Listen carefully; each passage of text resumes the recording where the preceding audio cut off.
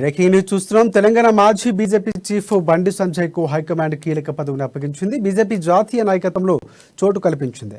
ఈ క్రమంలో బీజేపీ జాతీయ ప్రధాన కార్యదర్శిగా బండి సంజయ్ ను నియమించింది. మేరకు పార్టీ జాతీయ అధ్యక్షుడు జేపీ నడ్డా బీజేపీ జాతీయ కమిటీని ప్రకటించారు. తెలంగాణ నుంచి డీకే అరుణ జాతీయ ఉపాధ్యక్షులుగా, సత్యకుమార్ బీజేపీ జాతీయ కార్యదర్శిగా కొనసాగనున్నారు. మరోవైపు Telangana BJP chief commission Reddy అలాగే కిషన్ రెడ్డి, డీకే అరుణ ఇప్పటికే ఢిల్లీ బయలుదేరి వెళ్లారు. కాసేపట్లో ఈటెల రాజేందర్ ఢిల్లీకి కూడా వెళ్లనున్నారు.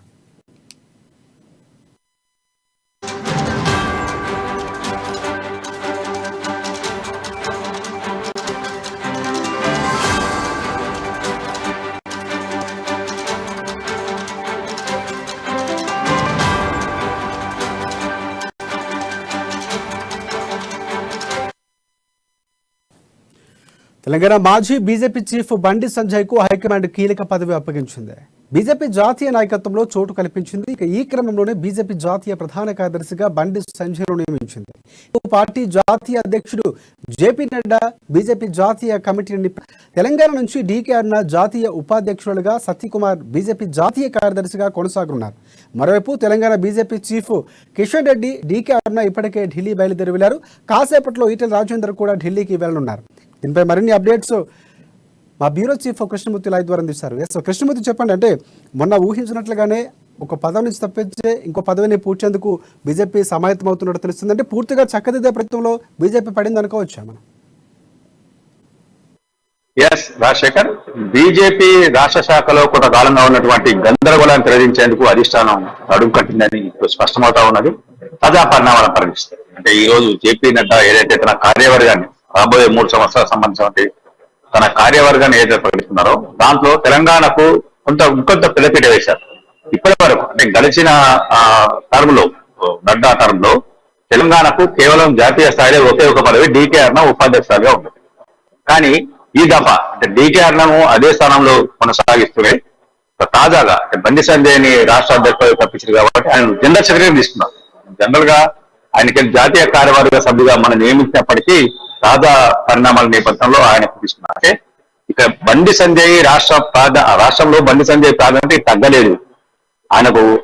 ఆయన సేవలను, ఆయన బీజేపీకి చేసినటువంటి సేవలను, ఆయన బీజేపీని ఎక్కడో ఉన్న బీజేపీని ఒక హై లెవెల్ తీసుకొచ్చి బీఆర్ఎస్ కు, రాష్ట్రంలో అధికారంలో ఉన్న బీఆర్ఎస్ కు ప్రత్యామ్నాయంగా బీజేపీ అన్నట్టుగా తయారు చేసిన నేపథ్యంలో ఆయన సేవలను నింపలేదు. ఖచ్చితంగా ఆయన గుర్తిస్తున్నాం అని చెప్పేసి శ్రేణులకు పరోక్షంగా సంకేతాలు ఇచ్చినట్టు. రాష్ట్ర శాఖ బాధ్యతను తప్పించిన తర్వాత కొంత శ్రేణుల్లో కొంత గందరగోళం, కొన్ని చోట్ల నిరసన వ్యక్తమయ్యాయి. కొంతమంది అయితే తీవ్ర మనోవేదనకు గురయ్యారు. మరికొంతమంది నాయకులు పార్టీని వీడేందుకు కూడా సిద్ధమయ్యారు. ఈ నేపథ్యం అంటే బండి సంజయ్ని ఏ కారణంతో తప్పించారో చెప్పాల్సిందే అధిష్టానం అని చెప్పేసి కొంతకాలంగా సొంత పార్టీ నేతల నుంచే డిమాండ్లు పెరుగుతున్నాయి. ఈ నేపథ్యంలో బండి సంజయ్ని ఎందుకు తప్పించాము? ఆయన సేవలు రాష్ట్ర స్థాయికి సరిపోయాయి. రాష్ట్ర స్థాయిలో పార్టీని ఏ స్థాయికి తీసుకోవాలో ఆ స్థాయి తీసుకొచ్చారు. అక్కడ సాచురేషన్ పాయింట్ తీసుకొచ్చారు కాబట్టి ఆయన సేవలను జాతీయ స్థాయిలో వినియోగించుకున్నారు అని చెప్పేసి అధిష్టానం శ్రేణులు ఇప్పటి వరకు ఎవరైతే డిమాండ్ చేస్తారో, ఎవరైతే అధిష్టానం ప్రశ్నించారో వారందరికీ ఈ నియామకం ద్వారా సమాధానం చెప్పగానే చెప్పినట్టు అయింది. ముఖ్యంగా డీకే అరుణను అదే స్థానంలో ఉంచినటువంటి పార్టీ బండి సంజయ్ని ప్రధాన కార్యదర్శిగా అప్గ్రేడ్ చేస్తూ పదోన్నతి కల్పించారు. ఆయనకు రాబోయే కాలంలో ఆంధ్రప్రదేశ్ ఇన్ఛార్జిగా కూడా బాధ్యతలు అప్పగించి అక్కడ పార్టీని బలోపేతం చేశారు. కొంత ఏపీలో కొంచెం పార్టీ అధ్వాన స్థితిలో ఉంది బీజేపీ.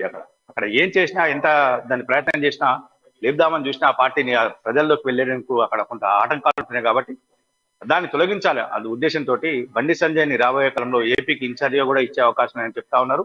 మరోవైపు తెలంగాణలో కూడా బండి సంజయ్ అభిమానులను ఏ మాత్రం నిరాశపరచకుండా, నిరుత్సాహం చేయకుండా బండి సంజయ్కి పార్టీ అన్యాయం చేసింది అన్న అభిప్రాయం ఏమాత్రం బయటకు రాకుండా, ఏమాత్రం అంటే ఇదంతా తప్పు, అధిష్టానం సరైన సమయంలో సరైన నిర్ణయం తీసుకుంది, ఏ కార్యకర్తకు ఏ స్థాయిలో ఎక్కడ ప్రాధాన్యత ఇవ్వాలి, ఇస్తే వాళ్ళని ఏ రకం వాళ్ళ సేవలు పార్టీ కోసం ఏ విధంగా వినియోగించుకోవాలి అన్న విషయం పైన బీజేపీ అధిష్టానం స్పష్టంగా ఉంది అన్న అభిప్రాయాన్ని కార్యకర్తల్లో కల్పించేందుకు ఈ నిర్ణయం తీసుకుని మరోవైపు ఈరోజు ఢిల్లీలో కొంతమంది చేరికలు, వాస్తవానికి ఈరోజు అమిత్ షా రాష్ట్రానికి రావాల్సిన రాష్ట్ర పర్యటన ఉండేది. కానీ చివరి క్షణంలో అంటే ప్రస్తుతం రాష్ట్రంలో ఉన్నటువంటి వర్షాలు కానీ, వరదలు ఈ నేపథ్యంలో అమిత్ షా పర్యటన మరోసారి చివరి క్షణంలో వాయిదా పడింది.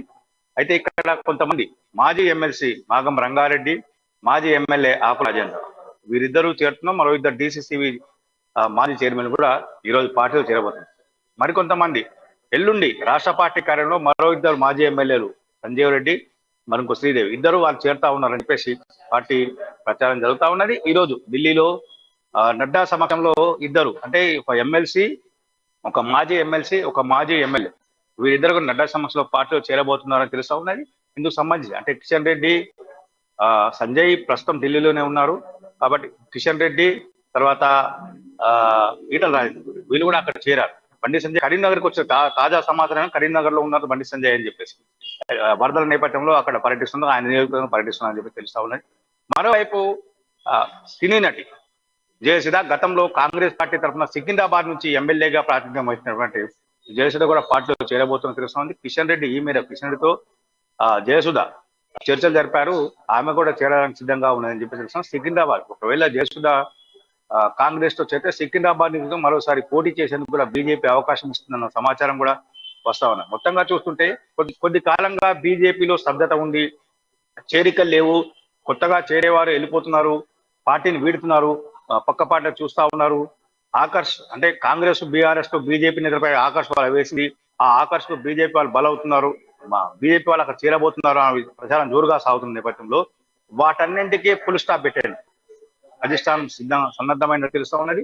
ఇందులో భాగంగానే ఇటు సంజయ్కి ప్రాధాన్యత ఇవ్వడము, చేరికల ముమ్మరం చేయడము, మరోవైపు కొత్త వాళ్ళని చేర్చుకునేందుకు బీజేపీ ఆపరేషన్ ఆకర్ష్ వాళ్ళని మరింత పదును పెట్టడం, వాళ్ళకు పదును పెట్టి ఇటు కాంగ్రెస్ కానీ అటు బీఆర్ఎస్ కానీ టీడీపీలో గతంలో యాక్టివ్ గా పనిచేసి ప్రస్తుతం కొంత స్తబ్దుగా ఉన్నటువంటి నాయకులను కూడా కొంతమంది ఆకర్షించేందుకు బీజేపీ ప్రయత్నాలు చేస్తాం. ఇందుకు సంబంధించి ప్రత్యేక టీంలు రంగంలోకి దిగాయని చెప్పేసి ఏదైతే కాంగ్రెస్ పార్టీ కొంతమందిని ప్రత్యేక బృందాలను రంగంలోకి దించి ఇతర పార్టీలను ఎలా అయితే ఆకర్షిస్తుందో అదే రకంగా బీజేపీ కూడా ప్రత్యేక బృందాలను రంగంలోకి దించింది.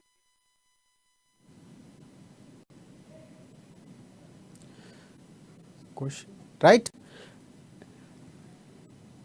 థ్యాంక్స్.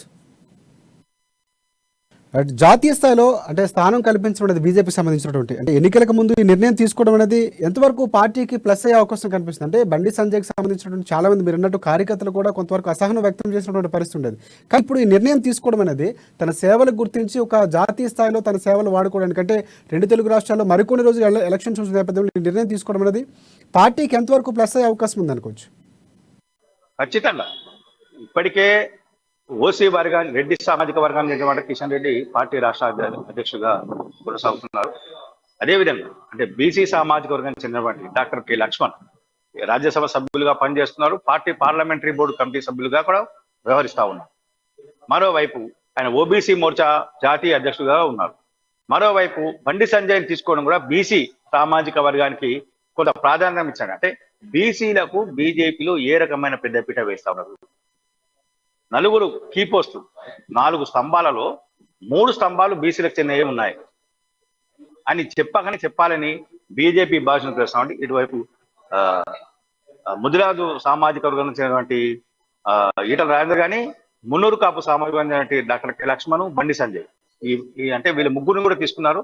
రాబోయే కాలంలో మరింత మంది నేతలు కూడా ప్రాధాన్యం దక్కనుంది. అంటే బీజేపీ జాతీయ కార్యవర్గం ఇంకా ప్రకటించలేదు, కేవలం ఇప్పుడు ప్రకటించింది ఉపాధ్యక్షులు, ప్రధాన కార్యదర్శులు, కోశాధికారి వీటిని మాత్రమే ప్రకటించారు. ఇక రాబోయే కాలంలో నేషనల్ లెవెల్ ఎగ్జిక్యూటివ్ పూర్తి స్థాయిలో ప్రకటించి జాతీయ కార్యవర్గ సభ్యులను కూడా తీసుకోవాల్సిన అవసరం ఉంది. అంటే జాతీయ కార్యవర్గంలో మరింత మందికి ప్రాధాన్యత, మరింత మందికి తెలంగాణకు సంబంధించిన వాళ్ళకు ఎక్కువగా చోటు దక్కే అవకాశం ఉందని చెప్పి తెలుస్తా ఉన్నారు. అంటే ఎన్నికల సమయంలో బీజేపీని అధికారంలో తీసుకురావాలి, కాషాయ జెండా సచివాలయం పైన, గోల్కొండ కోట పైన ఎగిరేయాలి అన్న ఉద్దేశంతో ఉన్నటువంటి జాతీయ నాయకత్వం ఆ కోణంలో ప్రయత్నం చేస్తా ఉంది. బండి సంజయ్ని ఎన్నికల్లో 4 వైపులా తెలంగాణను 4 భాగాలుగా చేసి నలుగురికి బాధ్యత అప్పచెప్పి అక్కడ పార్టీ గెలుపు వాళ్ళ భుజాల మీద పెడితే బాగుంటుంది అని బీజేపీ భావిస్తుండగా ఇక్కడ ప్రచారం జరుగుతా ఉన్నది. దీనికి సంబంధించి అంటే బండి సంజయ్ నిన్నటి వరకు ఏదో ప్రాధాన్యం ఇవ్వలేదు, ఆయన తగ్గించారు అభిప్రాయం కూడా బీజేపీ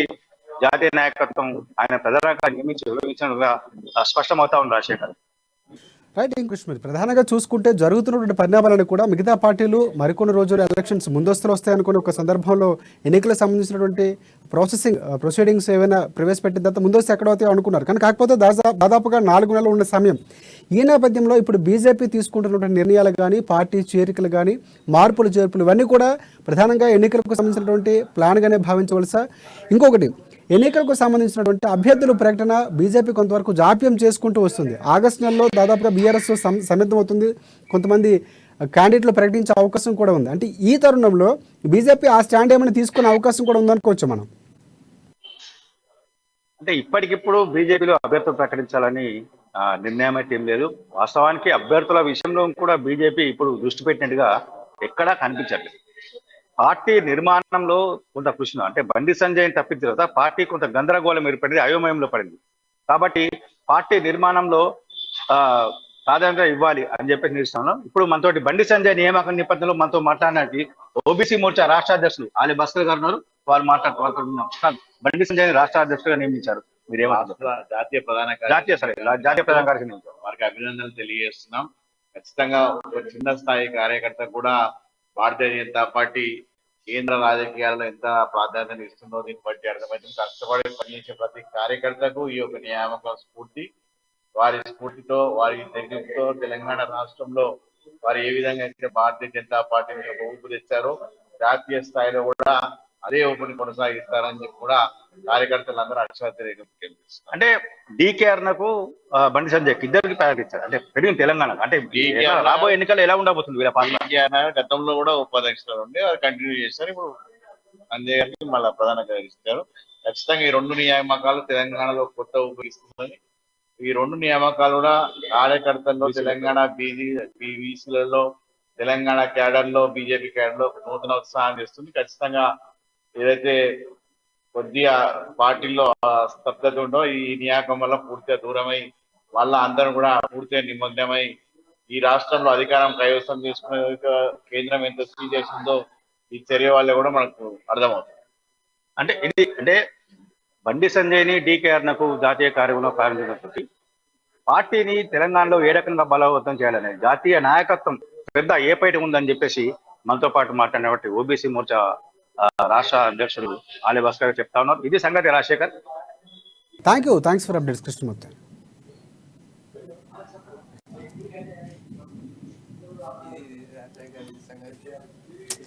కొన్నిసార్లు ఎండింగ్